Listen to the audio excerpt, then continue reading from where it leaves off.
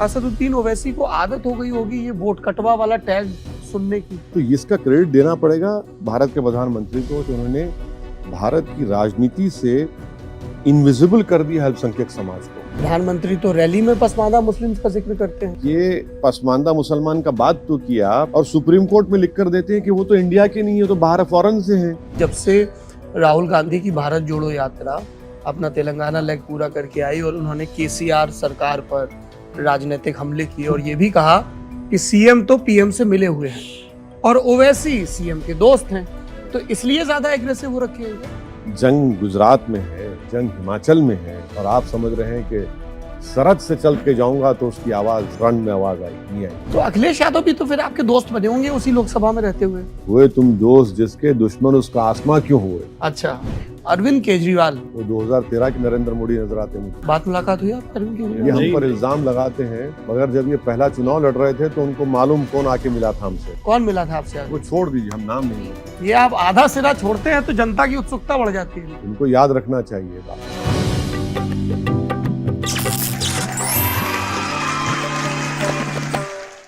गुजरात चुनाव में नेताजी घेरे के इस एपिसोड में आपका स्वागत है। मेरे साथ हैं AIMIM के राष्ट्रीय अध्यक्ष और हैदराबाद से सांसद असदुद्दीन ओवैसी। बहुत बहुत स्वागत है आपका। वक्त कम है, चुनाव का दौर है, नेताओं की डिमांड भी ज़्यादा है और सप्लाई भी ज़्यादा होती है नीचे के लेवल पर। तो सीधे मुद्दे पर आते हैं।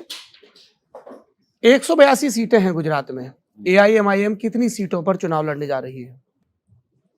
ये कल तक तय हो जाएगा। हमारे अध्यक्ष साबिर काबुलीवाला साहब तय करेंगे। गुजरात के के उनके अध्यक्ष तो यहाँ बैठे हैं। ना मेरा वो जिसका फैसला है वो तय करेंगे, पूरे इख्तियार उनका है, वो तय करेंगे। कई पॉलिटिकल कमेंटेटर्स कह रहे हैं कि ओवैसी साहब 15 सीटों पर जोर लगाएंगे। नहीं, इसका कल तक शाम तक तय हो जाएगा। अच्छा। पूरा तय हो जाएगा। अभी हम पिछले दिनों वडगाम गए थे, वहां पर जिग्नेश मेवानी चुनाव लड़ रहे हैं। पहले निर्दलीय लड़े थे और इस बार कांग्रेस पार्टी के टिकट पर। तो कई जिग्नेश मेवानी के समर्थकों ने कहा कि ओवैसी साहब की यहाँ बहुत बड़ी सभा हुई है। तो हमने कहा भाई वो नेता है, उनका काम है सभा करना। तो बोले कि बताइए, पर उनको यहाँ लड़ना चाहिए। तो मैंने कहा मैं पूछ लूंगा, पर पार्टी उनकी वो चला रहे वही बताएंगे। तो ये आपके पास बहुत क्वेरीज पहुंच रही हैं क्या कि वडगाम में कैंडिडेट दीजिए ना दीजिए? क्योंकि हम इस तरह का देश भर में कई जगहों पर देखते हैं, टैक्टिकल रिट्रीट, टैक्टिकल अलायंस या प्रेशर ग्रुप्स होते हैं जो कुछ कैंडिडेट्स के नाम, जैसे हमने कन्हैया कुमार की सीट पर देखा था बेगूसराय में, उसमें आरजेडी पर बहुत दबाव बनाया जा रहा था कि कन्हैया जब गिरिराज से लड़ रहे हैं तो आरजेडी कैंडिडेट क्यों दे रहा है।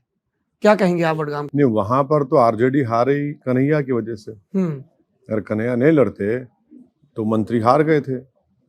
तो अब वडगाम में हम लड़ेंगे, बिल्कुल लड़ेंगे। 2 सभाएं मेरी हुई हैं। वहाँ के बुजुर्गों से हमने, वहाँ के उलमाओं से हमारी क्लोज डोर मीटिंग भी हुई है। उन्होंने हमको अपनी राय मशवरा दिया।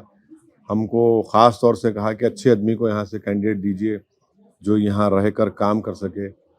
उन्होंने हमको हमारी गलतियाँ भी बताई। तो भारत उनसे राय मशवरा हुआ है उनसे, और यकीनन हम लड़ेंगे वहाँ पर। तो जिग्नेश मेवानी के दूत नहीं पहुंचे आप तक? नहीं, क्यों आएंगे हमारे पास? वो कांग्रेस पार्टी की, हमारी पार्टी अलग। अच्छा। हाँ, बिल्कुल। हम लोग एक कार्यक्रम करते हैं ओवैसी साहब, नेता नगरी। उसमें हमारे साथ आते हैं राजदीप सरदेसाई।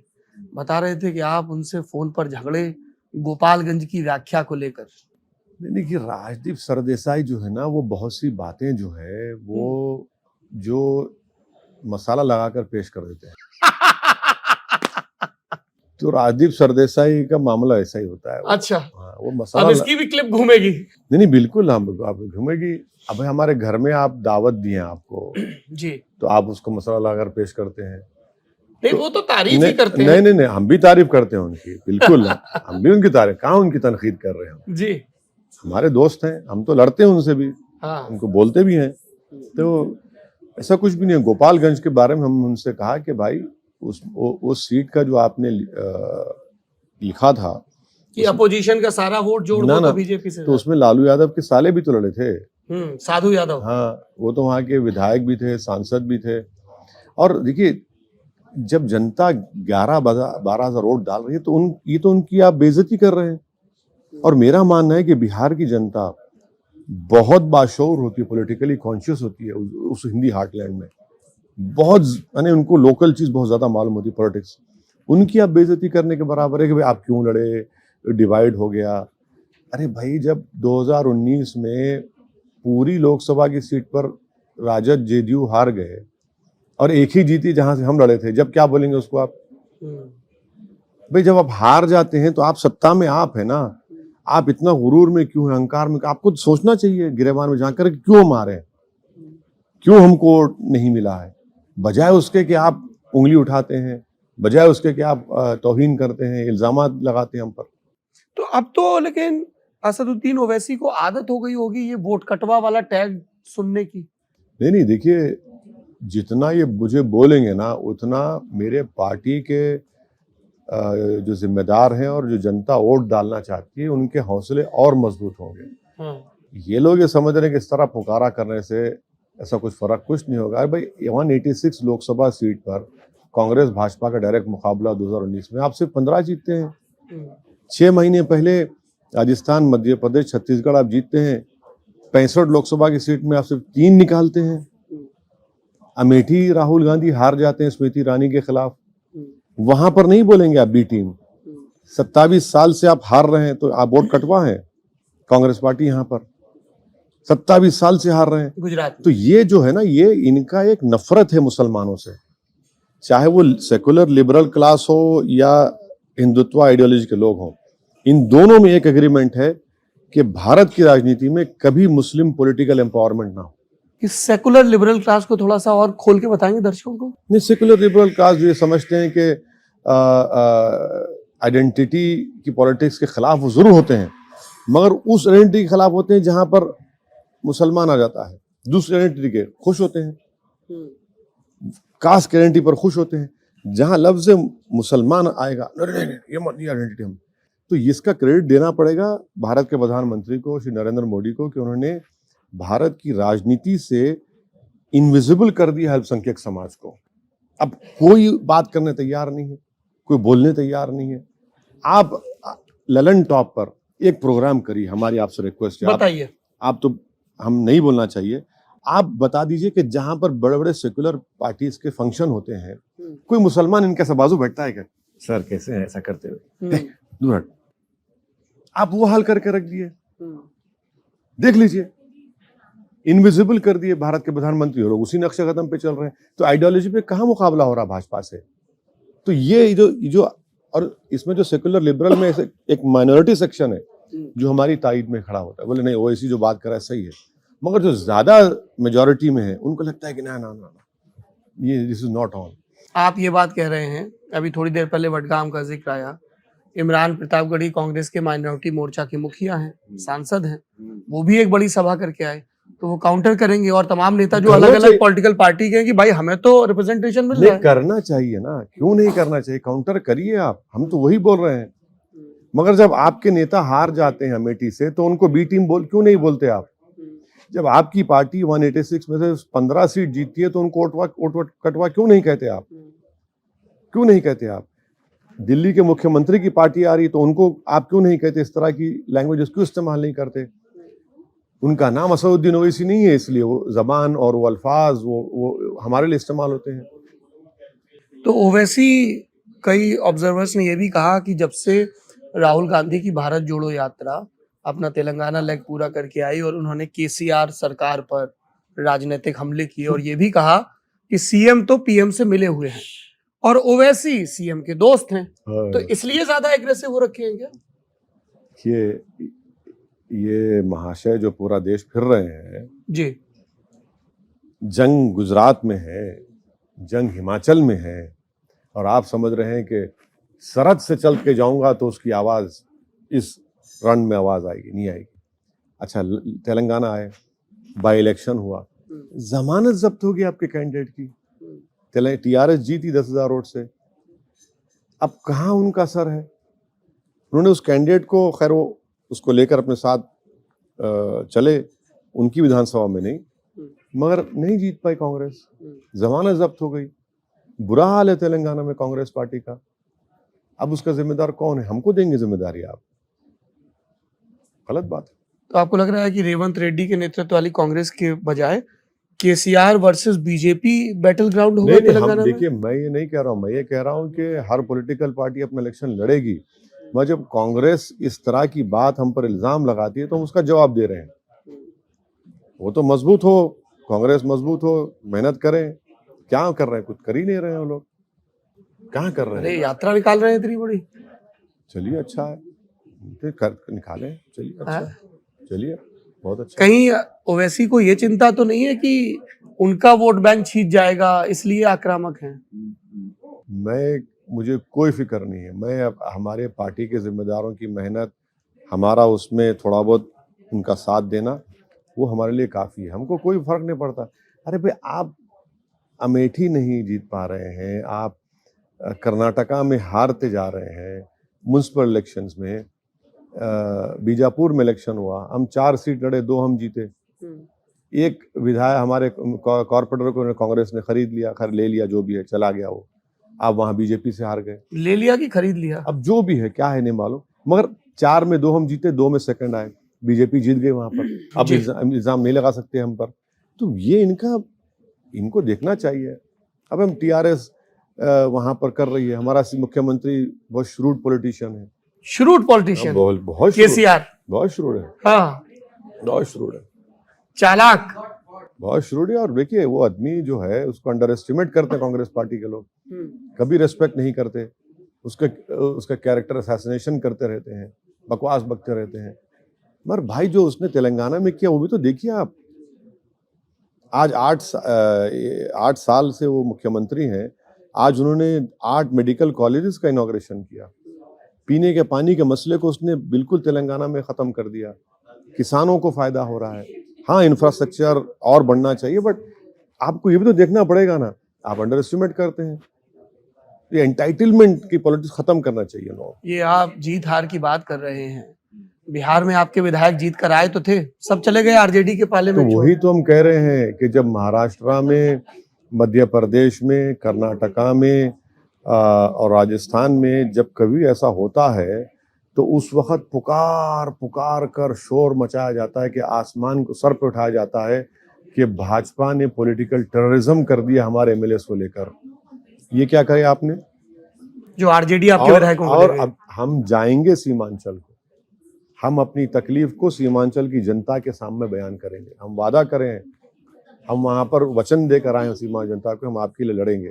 और सीमांचल की जनता को उन्होंने धोखा दिया, उनकी पीठ पर खंजर मारा है। हम वहां पर जाकर बात आपके करेंगे। विधायकों ने या आरजेडी ने? इन सब ने मिलकर सीमांचल, वही तो धोखा दिया। वही तो मैं कह रहा हूँ ना कि जो सेकुलर लिबरल क्लास जो कहा जाता है, यानी आप करेंगे तो भाई बड़ा अचानक क्या पॉलिटिक्स कर दिया है उन्होंने, मैकियावेलियन पॉलिटिक्स है। और भाजपा आपके एमएलए तोड़ती तो आसमान सर टूट जाता है। देखिए इनकी हिपोक्रेसी, देखिए दोहरा चेहरा इनका, देखिए। यही तो कह रहा हूं कि दोनों भी नहीं चाहते। भाई, भाजपा 98 में एक मुस्लिम कैंडिडेट दी थी गुजरात में, उसके बाद किसी को नहीं दिया। यहां पर उस भारत का सबसे पसमानदा इलाका है सीमांचल, सबसे बैकवर्ड, ह्यूमन डेवलपमेंट इंडिकेटर सबसे खराब वहां पर है। वहां पर हमने 4 साल से मेहनत करते, आज भी करेंगे, जीत कर आए। जिनको कोई टिकट नहीं देना चाहता था उनको हमने टिकट दिया, जनता ने मोहब्बत से नवाजा। अब उनको धोखा देकर भाग गए। ठीक है, हम जाएंगे, हम जाकर बताएंगे। लालू यादव के परिवार से आपका कोई पॉलिटिकल कम्युनिकेशन नहीं है क्या? आपने कहा नहीं तेजस्वी को कि भाई यूं क्यों कर रहे हो? हमारे एमएलए, वहाँ लीडर अख्तर अली मान साहब ने लालू यादव से जाकर मिलकर कहा। जब स्पीकर, डिप्टी स्पीकर का इलेक्शन हुआ तो हमने वोट दिया इनके कैंडिडेट को, वोट दिया। हमने कहा कि आप के लिए हम वोट दे रहे हैं, आप हमको सीमांचल में डिस्टर्ब मत करिए, हमारी लड़ाई सीमांचल की है। आपने दरवाजा खोल दिया, अब हम सीमांचल से बाहर जाएंगे।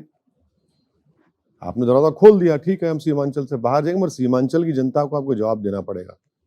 आपने धोखा दिया है सीमांचल की जनता को, और सीमांचल जनता देखेगी, सब देख रही है। पटना में कुछ लोग ये बोले कि ओवैसी साहब तो हैदराबाद में बैठ के रिमोट कंट्रोल चलाते हैं, उनको ये चिंता करनी चाहिए थी कि भाई पावर में शेयरिंग हमें भी मिले, सपोर्ट करें, उनका भी एक आध मंत्री बने। कुछ इस तरह की बात हुई थी कि आपकी तेजस्वी की? कोई बातचीत नहीं हुई। हमने उनको पहले ही कह दिया था, डिप्टी स्पीकर इलेक्शन में हम तो आप सपोर्ट करेंगे आपको, अख्तर उल ईमान ने जाकर का सपोर्ट भी किया, मगर उन्होंने जो भी किया वो सीमांचल की जनता को उन्होंने बहुत बड़ा धोखा दिया है और सीमांचल की गयूर जनता उसका जवाब देगी। अच्छा, उत्तर प्रदेश के भी एक बाई इलेक्शन, अभी गोपालगंज की बात की, आजमगढ़ बाई इलेक्शन की भी बड़ी चर्चा होती है। हम तो नहीं थे, हार गए भैया। हाँ भैया हार गए। हाँ अब किसको बोलेंगे भैया? अब किसको बोलेंगे? अब देख लीजिए, हाँ, किसको बोलेंगे? किसको नहीं बोल पाएंगे। कल मैनपुरी हार जाएंगे, हम नहीं लड़ रहे हैं, किस पे रोएंगे? अच्छा, मैनपुरी हार सकते हैं, बिल्कुल हार सकते हैं, बिल्कुल हार सकते हैं, बिल्कुल हार सकते हैं। मुलायम सिंह यादव एक बहुत बड़ा नेता था जो बरसों में एक मर्तबा पैदा होता है। हमारा पॉलिटिकल उनसे जो भी था होगा इख्तलाफ था, मगर बहुत आपकी बातचीत हुई कभी लोकसभा परिसर में मुलायम सिंह जी से? वो हमको बहुत मोहब्बत से पेश आते थे और हम पे गुस्सा भी करते थे। क्या? वो मैंने एक अपने बड़ेपन में बोलते थे कि मैं तुम्हारे पिताजी का दोस्त हूँ, तुम मेरी बात नहीं सुनते हो। आपने उनकी कौन सी बात नहीं सुनी? उनको लगता था कि हम समाजवादी के खिलाफ जा रहे हैं। बोले नहीं सर, आप देख लीजिए, समाजवादी वो समाजवादी नहीं रही जो आपके दौर में थी। वो हैदराबाद को आए भी थे, हमारे अस्पताल को भी देखे थे। हाँ, बहुत बड़े नेता थे और हम जब कभी पार्लियामेंट देखते थे हम उनका अदब करते थे, खड़े हो जाते थे। बहुत बड़े नेता। तो राय मैनपुरी हार सकती है समाजवादी। तो अखिलेश यादव भी तो फिर आपके दोस्त बने होंगे उसी लोकसभा में रहते हुए। हुए तुम जिसके दोस्त दुश्मन आसमान क्यों हुए? हुए तुम दोस्त जिसके उसका दुश्मन क्यों हो जमाना। नहीं, हुए तुम दोस्त जिसके दुश्मन उसका आसमां क्यों हुए। अच्छा, भाई वो हम कहाँ, वो बड़े आदमी हैं कहाँ, वो तो बड़े आदमी हैं। आपकी इस नाराजगी में बड़ी आहत मोहब्बत नजर आती है कि साहब हमने रीच आउट करने की कोशिश की, रिस्पांस नहीं मिला इसलिए। ऐसा कुछ भी नहीं है, ऐसा कुछ भी नहीं। वो अपना काम करेंगे, अपना काम करेंगे, कोई क्या बात है। वो बार हार गया ना। देखिए, इंडिया टुडे का एग्जिट पोल ने कहा था, ये राहुल कंवल और राजदीप सरदेसाई बैठकर कर रहे थे, 83% वोट मुसलमानों का अखिलेश को मिला। हाँ, उसके बावजूद भी आप हार जाते हैं और ब्लेम किसको करते हैं? वो इसी ने खड़ा किया था। अरे भाई 400 सीट बीएसपी ने, 400 कांग्रेस ने खड़ा किए थे, उन पे कौन बोलेगा? उन पे नहीं बोलेंगे। क्यों होता है आपके साथ ऐसा? आप बैठ के एनालाइज तो करते हो कि are you the only threat for them? Exactly, ये भारत के मुसलमानों का पॉलिटिकल एम्पावरमेंट नहीं देखना चाहते। इसीलिए मैं कहूँ ना कि एक तरफ बीजेपी की हिंदुत्व की पॉलिटिक्स है, इसमें वो मानते ही नहीं मुसलमानों के पॉलिटिकल वजूद को, और दूसरा ये लोग हैं। प्रधानमंत्री तो रैली में पसमानदा मुस्लिम्स का जिक्र करते हैं। अरे आपने बड़ा अच्छा इशू उठाया, बताइए। क्या मोहब्बत है देखिए पसमानदा मुसलमान से, कि पसमानदा मुसलमान का बात तो किया और सुप्रीम कोर्ट में लिख कर देते हैं कि वो तो इंडिया के नहीं है, तो बाहर फॉरेन से हैं। कौन फॉरेन से? ये पसमानदा मुसलमान। थोड़ा विस्तार से बताएं दर्शकों को, इसका संदर्भ पता चले। दलित मुस्लिम, दलित क्रिश्चियन का जो केस चल रहा है सुप्रीम कोर्ट में जी, मोदी सरकार ने लिख कर दिया कि दलित मुस्लिम तो फॉरेन के हैं, भारत के है ही नहीं वो। ये मोहब्बत है आपकी पसमानदा मुसलमानों से? वहां पर सम्मेलन करेंगे रामपुर में और यहां पर बोलेंगे फॉरेन ओरिजिन के हैं। इससे बड़ी तौहीन क्या हो सकती है बताइए आप? लिख कर दिया सुप्रीम कोर्ट में कि दलित मुस्लिम फॉरेन के हैं, भारत के नहीं है, वो फॉरेन से आए यहां पर है। कैसा लिखा आपने? जब अच्छा मोहन भागवत का डीएनए एक है, फिर क्या डीएनए एक है? फिर ये तो लाइटर वेन में कह रहा हूं, तो लिख कर दिया सुप्रीम कोर्ट को आपने। ये मोहब्बत है पसमानदा मुसलमानों से आपकी? और आपके पास एक मुसलमान एमपी ना लोकसभा में राज्यसभा में है। मोहन भागवत जी का आप जिक्र कर रहे हैं, वो तो अब मंदिर के साथ साथ मस्जिद, मदरसा सब जगह जा रहे हैं, रीच आउट प्रोग्राम चल रहे हैं। आप तक रीच आउट किया है संघ में? बिल्किस बानो से मिल लेना, रीच आउट बिल्किस बानो कर ले, बहुत अच्छा होगा। गुजरात का चुनाव भी है, मोहन भागवत जी बिल्किस बानो को बुलाकर कहें कि हम तुमसे नाइंसाफी हुई, हम तुमको इंसाफ करेंगे, उनसे मिल ले। अबे अपने प्यादों से मिलने से फायदा क्या है? जेन्यून इनजस्टिस जो हुआ है बिल्किस बानो से, उनसे मिलिए। बिल्किस बानो के मुद्दे पर हम बड़ा सन्नाटा सा देखते हैं सब पॉलिटिकल पार्टी। यही तो कह रहा हूं कि मुसलमानों पे बात ही मत करो, इनविजिबल कर दिया गया है उनको। उनके इश्यूज पे मत बात करो, उनके एम्पावरमेंट पे मत बात करो, उनकी जस्टिस के लिए मत बात करो। बात करेंगे तो वोट नहीं मिलेगा। अरे भाई कौन सा वोट की बात हो रही है? हर चीज को अगर हम वोट से देखते जाएंगे तो फिर भारत का संविधान का क्या होगा? जो संविधान में जो प्रियम्बल है, ब्रदरहुड, इक्वालिटी, जस्टिस, भाईचारगी, फ्रेटर्निटी का क्या होगा फिर वो? आप तो इनविजिबल करके रख दिए मुसलमानों को। और ये जो है, ये भी हेट्रेड है, इसको नॉर्मलाइज किया जा रहा है कि आपका काम सिर्फ वोट डालो और घर में बैठ जाओ, कुछ मत बोलो। ये डेंजरस है हमारी पॉलिटी के लिए। अगर आप एक सबसे बड़ी माइनॉरिटी को इस तरह से इल-ट्रीट करेंगे, इस तरह से उनको एलिनेट करेंगे पॉलिटिक्स से, इसका नतीजा क्या निकलेगा फिर? अच्छा, एक आखिरी सवाल,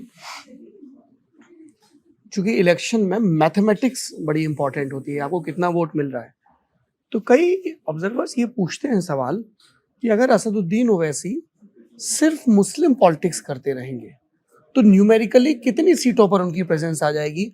देश में जो भी बड़े नेता हुए हैं उन्होंने हमेशा अम्ब्रेला सर एक कोलिशन बात बनाया। सुनिए जी। गूंगों में एक जबान बोलने वाला तो चाहिए आपको, अंधों में एक आंख देखने वाला तो चाहिए आपको, बहरों में तकलीफ सुनने वाला तो चाहिए।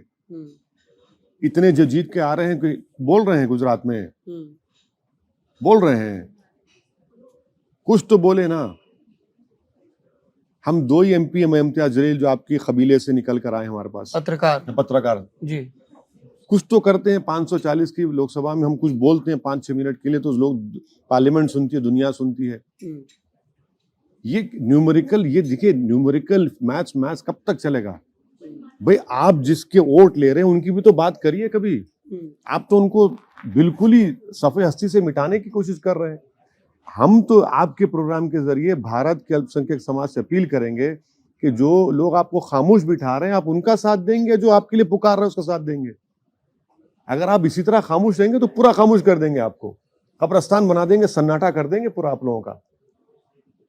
कोई चिराग नहीं चलेगा फिर, बस इसी अंधेरे में रहो, खुश रहो। फिर ये इल्जाम लगता है आप पे कि साहब आप डर पैदा कर रहे हैं। कौन सा डर पैदा कर रहे हैं? हमारी वजह से बिल्किस बानो से नाइंसाफी हुई, हमारी वजह से खेड़िया में बच्चों को लाकर रोड पर मारा गया, हमारी वजह से जमालपुर में और दूसरे मुकामात पर जहां पर लोग रहते हैं, इंसान रहते हैं, वहां पीने का पानी नहीं मिलेगा। जमालपुर में अपनी फैक्ट्रियां बंद करा दी सिर्फ एसटीपी के नाम पर, जिसको साबिर काबुली वाला खुलाने की कोशिश कर रहा है। अनडिस्टर्ब्ड एरियाज एक्ट नहीं हटाया जाता है हमारी वजह से। धर्म परिवर्तन नहीं हो सकता है हमारी वजह से। 7% मुसलमान गवर्नमेंट एम्प्लॉयमेंट थे गुजरात में, आज 1% पे आ गए हमारी वजह से।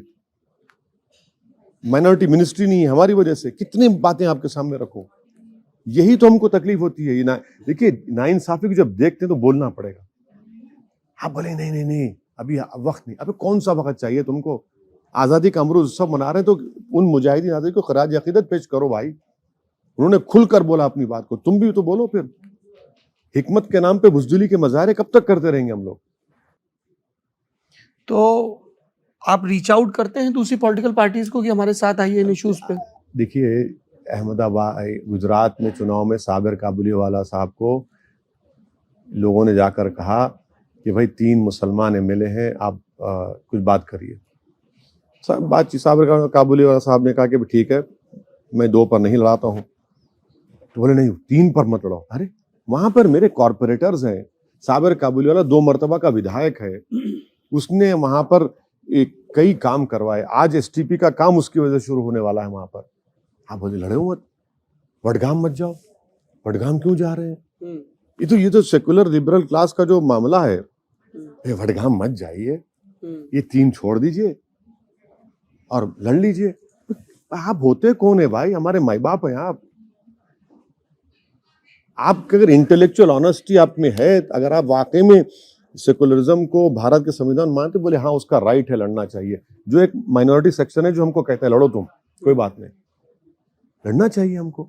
आप तो अच्छा, आप बात करें यूपी चुनाव से पहले 2 बड़े आलिम दीन हमसे आकर मिले थे हैदराबाद में, और आकर कहा कि भाई हम एक बड़े हजरत का पैगाम लाए हैं, आप वो चाह रहे हैं कि आप इंतखाबात से किनारा कश हो जाइए। हमने कहा कि भाई हम समंदर में उतर चुके हैं, 20 तूफान में फंसे हुए हैं, अब साहिल पे नहीं आ सकते वापस। तो बोले क्या रास्ता है? बोले एक काम करिए, हमको 10 सीट दिलवा दीजिए समाजवादी से। वो समाजवादी की ताईद में आए थे। हमने कहा कि 10 सीट वहां से दिलाई जहां समाजवादी का एमएलए नहीं हो। बोले अब लिख कर देंगे। हमने कहा लीजिए, साइन कर देते हैं हम। बड़े खुश हुए, दुआएं दी हमको, बहुत बड़े सिंसियर थे वो लोग। बोले हम जाकर पहुंचाएंगे। बात गई, रात गई, कुछ पैगाम नहीं है हमको। बिहार में हम 5 सीट का जाकर पूछे थे। बिहार के राजद के 2 एमपीज को हमने सेंट्रल हॉल में चलकर जाकर हमने बोला कि हमको सिर्फ 5 सीट दे दो सीमांचल में आप। एक साहब ने मुस्कुराते रहे, कुछ नहीं कहा। दूसरे ने कहा कि तुम चुनाव मत लड़ो। बोले ठीक है सर। हम कौन थे ये? अब नाम नहीं बोलना चाह रहे किसी का भी। हम 3 लाख वोट ले चुके थे किशनगंज से लोकसभा में। बोले सर 5 दे दीजिए। हम 5 जीते। आप नहीं सुने, अब आपने हमारी पार्टी को छीना, अब हम सीमांचल के बाहर जाएंगे, बराबर जाएंगे। भाई आखिर हम भी तो जवाब दें उस सीमांचल की जनता को। अब बोलते हैं आप तो देखिए, सवाल बात नहीं करेंगे। क्यों नहीं करेंगे? पॉलिटिकल एम्पावरमेंट नहीं चाहते मुसलमानों का। हिंदुत्व की तूफान में लोग बोलते हैं कि नहीं नहीं नहीं, अब बस उसी बात करो। भाई कांग्रेस ईडब्ल्यूएस रिजर्वेशन कैसा सपोर्ट कर सकती है बताइए आप मुझे। अरे आपने तो संविधान बनाया ना, कॉन्स्टिट्यूएंट असेंबली में आप लोग थे। बाबा साहब अम्बेडकर को तो के साथ आपने संविधान बनाया, आप नेहरू ने उसको कबूल किया। वो फ्रॉड किया आपने संविधान से, आप उसकी तायीद कर रहे हैं। क्यों? नहीं, वोट नहीं मिलेगा। पर संविधान पीठ ने तो उसको जायज करार दे दिया। अब वो फैसला ठीक है, उससे डिसएग्री हम करते हैं रिस्पेक्टफुली, इसलिए कि संविधान में ही कहा गया कि रिजर्वेशन उनको मिलेगा जो हजारों साल से जिनका रिप्रेजेंटेशन नहीं हुआ है, जिनका नाइंसाफी हुई है। सामाजिक और ऐतिहासिक पिछड़ापन, और उसमें जिक्र है फॉर सोशल एजुकेशनल बैकवर्डनेस। आपने डेटा पेश किया कि ईडब्ल्यूएस का, बताइए कि सोशल एजुकेशनली बैकवर्ड है? नहीं किया आपने। भाई किसकी जान ली जाती है घोड़े पे बैठने पर, किसकी जान ली जाती है पानी पीने पर, किसके घर तोड़े जाते हैं। डिस्क्रिमिनेशन आज भी हो रहा है। अरे आपने कांग्रेस पार्टी खामोश बैठी है, कुछ नहीं बोलेगी। नहीं चुनाव जीत। अरे क्या बोल सकते हैं लोग। अरविंद केजरीवाल, जैसे आप एक पॉलिटिकल चैलेंजर हैं, वैसे ही वो भी यहाँ पर एक पॉलिटिकल चैलेंजर के तौर पर आए हैं। उनकी पॉलिटिक्स पर क्या कहेंगे? वो तो हिंदुत्व आइडियोलॉजी को अपना चुके हैं। वो 2013 के नरेंद्र मोदी नजर आते हैं मुझे। 2013 के नरेंद्र मोदी नजर आते हैं आपको अरविंद केजरीवाल? तबलीगी जमात, जरा इसको समझाएंगे। तबलीगी जमात पर सबसे पहला इल्जाम किसने लगाया? दिल्ली के मुख्यमंत्री ने, जो कोर्ट ने उसको खारिज किया, झूठा इल्जाम था। ये वो मौलाना साद वाला बता रहे हैं? हाँ बिल्कुल। सुपर स्प्रेडर का टर्म किसने डिवाइस किया? इन्होंने डिवाइस किया। अब यूसीसी पर बोलिए, एक लफ्ज नहीं बोलेंगे। एक आपका जर्नलिस्ट दोस्त है दूसरे चैनल का, उसने उनके डिप्टी सीएम से पूछा, बिल्किस बानो बोले थे स्कूल के बारे में बात करेंगे। डिस्टर्ब एरियाज एक्ट पे बोलो, नहीं बोलेंगे। अरे भाई अल्पसंख्यक समाज के दलित आदिवासी पर कुछ बोलो, नहीं बोलेंगे। तो वो तो कंप्लीट हिंदुत्व आइडियोलॉजी पर उसको अपना चुके हैं, कंप्लीट अपना चुके हैं। तो ये बात मुलाकात हुई आप अरविंद केजरीवाल? नहीं, ये हम पर इल्जाम लगाते हैं, मगर जब ये पहला चुनाव लड़ रहे थे तो उनको मालूम कौन आके मिला था हमसे। उनको याद रखना चाहिए बात। अरविंद केजरीवाल को याद रखना चाहिए। हाँ, उनकी सब पार्टी को याद रखना चाहिए। 2013 में कौन मिला था आपसे? वो छोड़ दीजिए, हम नाम नहीं बोलते। ये आप आधा सिरा छोड़ते हैं तो जनता की उत्सुकता बढ़ जाती है। नहीं, बाज बातें ऐसी होती हैं कि हम अपनी खबर को लेके जाएंगे, बाज जो बातें बोलेंगे। पर आप कह रहे हैं केजरीवाल को हमारा 2013 का एहसान याद रखना चाहिए। एहसान कुछ नहीं। हम किसी पे ना वो हम पे एहसान किया, ना उन पे एहसान किया। उनको याद रखना चाहिए, मगर हम याद रख रहे हैं उनके तबलीगी जमात पे। अच्छा, सीलमपुर चले जाइए, कितनी गंदगी है। अच्छा, मुस्लिम एरिया में जाते हैं महाशय तो बोलते भाजपा को हराना है, और नॉन मुस्लिम एरिया में जाते हैं तो बोलते आपके लिए मैंने क्लिनिक खोल दिया, स्कूल खोल दिया। भाई यहाँ पे तुमने क्या किया? कचरे के पहाड़ बने हैं। तो क्या आप ये कह रहे हैं कि दिल्ली के मुस्लिम बाहुल्य इलाकों में आम आदमी पार्टी की सरकार ने कोई विकास कार्य हम चलते हैं आपके साथ, चलिए हमारे साथ। चुनाव के बाद कभी चलिए, और आप डायरेक्टली बोलिए आ जाइए, हम आ जाएंगे, चलते हैं। हम ये चुनाव सामने एमसीडी का नहीं कह रहे। आपको हम डेटा ला के देंगे। जो गवर्नमेंट ऑफ इंडिया के जो फंड आते हैं माइनॉरिटी मिनिस्ट्री के, उसमें कितना पैसा खर्च हुआ देख लीजिए, कंपेयर कर लेंगे जाकर। सीलमपुर हो, जाफराबाद हो, ओखला हो, चलते हैं। पर उन सब सीटों से वो बड़े अंतर से चुनाव जीतते हैं उनके विधायक। ठीक है, मगर आपने दिया क्या? आपने किया क्या वहां पर? आपने अपने दलित मुख्यमंत्री को फोर्स करके उसको हटवा दलित दिया मंत्री को। राजेंद्र पाल गौतम। क्या गलती की थी उसने? उसका डेमोक्रेटिक राइट है ना, और हटा तो दिया, मगर कैंपेन में उसको रख लिया लिस्ट में। ये देखिए, ये जो पॉलिटिक्स कर रहे हैं पूरे हिंदुत्व की पॉलिटिक्स कर रहे हैं वो। आप सुन रहे थे असदुद्दीन ओवैसी को गुजरात चुनाव और देश के अलग अलग चुनाव के राजनीति के संदर्भ में। नेताजी घेरे में हम इस तरह की चर्चा करते रहेंगे। बहुत बहुत शुक्रिया आपका। शुक्रिया साहब।